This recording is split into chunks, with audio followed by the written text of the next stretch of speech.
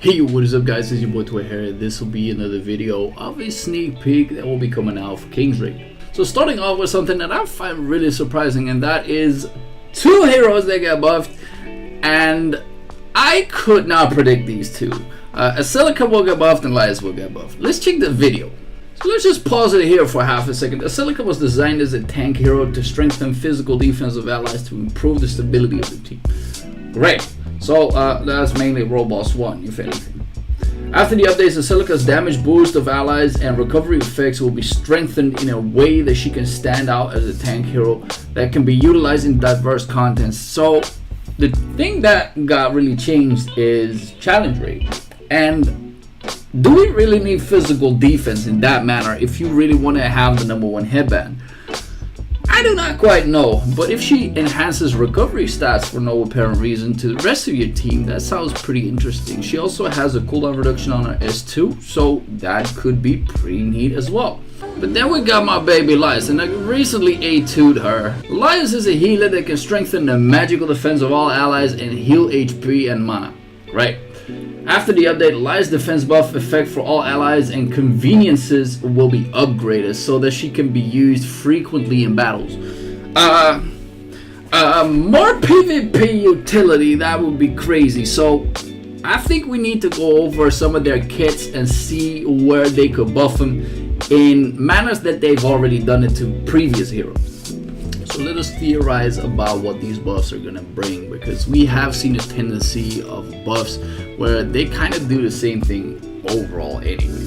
Because 9 out of 10 times the T perks get transferred within the skill himself, and then you reapply some other things to make the character stronger. We've seen it with Yuria, we've seen it with Shamila, we've seen it with all sorts of characters that became absolutely busted in League of Honor.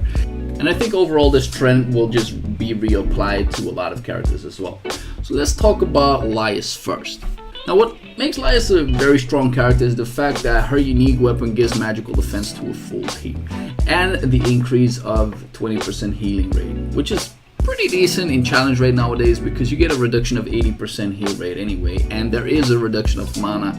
They could obviously tweak some of these numbers and see these numbers go up. The only thing that I want to have is a 100% certainty that this skill can get dispelled, because from what I've heard, and correct me if I'm wrong, Yuria can literally S3 and dispel this, and the moment it hits, it will hit for the full, and then the whole skill gets reapplied, because it doesn't say anything about you cannot dispel this. This way, Yuria will become a little bit less of a threat than she is right now. Looking at the S1, it provides magical damage reduction up by 50% for 5 seconds. And with either the S1 Light, which provides 40% more healing rate, or the Dark version, which will give you a magical crit resistance by 25%. This character is pretty crazy, and I wonder whether each one of these two would be added into the S1. If it would be the S1 Dark, that would be crazy for PvP. This way she will be meta as hell, and let's face it, she's gorgeous. I want to use her more often. As for the S2 bubble shield on a 12 million attack, you get yourself a 20 million HP shield. And if they would make this unbreakable, undispellable by literally halving the HP value, it will be a total resurrection of diving heroes. I can tell you this straight away. And it will also change the meta once again, where people will not be necessarily attack baiting anymore, because if you want to save your character and put your Laias up there, then guess what? It would be wise for you to have that maximum attack on that character that you want to save.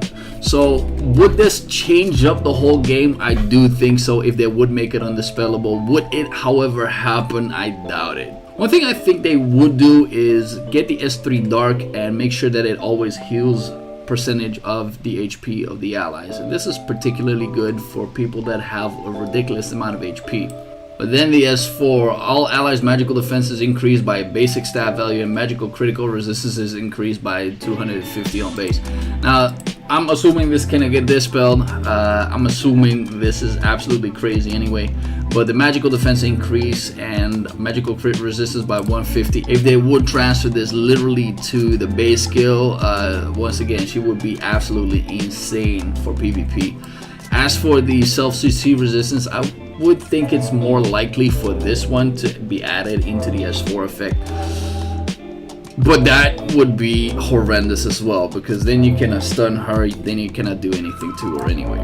As to the T5 Dark, recovers 350 mana of all allies every 3 seconds. If we can get a new one, that would be crazy, but I highly doubt it. If they would, once again, transfer this to, let's say, her unique weapon or so, get a completely new T5 Dark, I would find it massively interesting to have Laias be able to counter the mana drain meta. And that means, let's say Requena pops the S1, you cannot get any mana anymore. However, it would be interesting to have Laias be able to still grant people mana and not just block the full effect of mana block. No. But she would be the only one capable of then at that point still grant mana to the rest of your characters.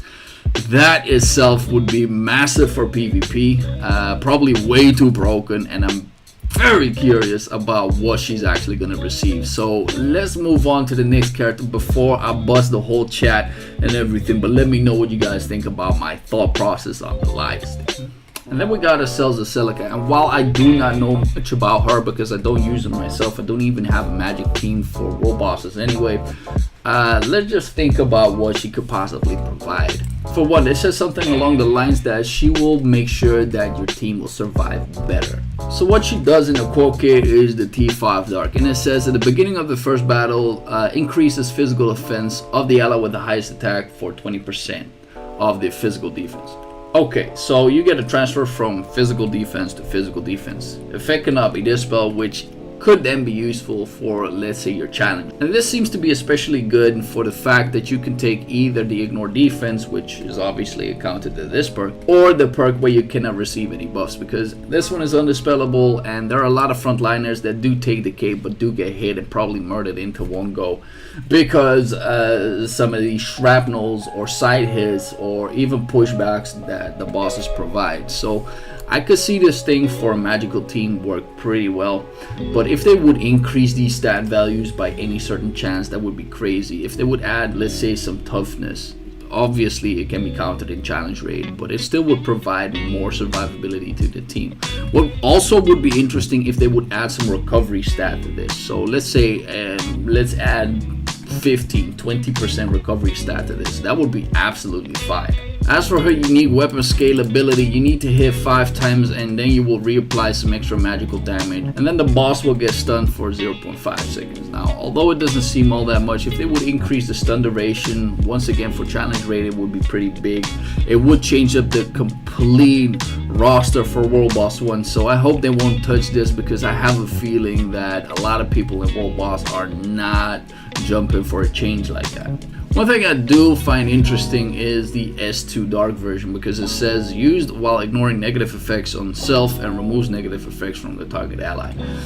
While this doesn't seem as great for the targeted ally, it seems really great for her if you do get a pushback from challenge rate, for instance, because the orc has a tendency to just smack you all the way to the back line, and if you time this correctly, pop the S2, then this will not be as much of a problem. And the reason why this skill is really good, because it also reduces cooldown of your highest attacker by 20%. And if they would reapply like Curse of the Sun, the attack reduction, and even the 7 stacks instead of 10 stacks on the S4, I think if they would provide both of them into the skill and get a complete different thing to allow for, let's say, physical defense will then heal one of your characters or so, she will be 1, busted for challenge rate, 2, will be absolutely insane for Eclipse, and 3, she will be crazy for League of Honor if you want to counter any sorts of physical attacker. Man, that seems pretty great, and especially good if we are getting a counter effect, which is Laias, that counters magical defense. It will then make sure that League of Honor changes once again to a complete bruiser meta, where both Aselica and Laias will be top tier picks. But I do think, however, that this would be quite interesting to see changes in the meta once again. But as I said, I don't know much about Aselica to really theorize about what she needs at this point. I can only think about major things that could overhaul complete metas. So pop it down below into the comments. What would you guys like to see on the Aselica buffs?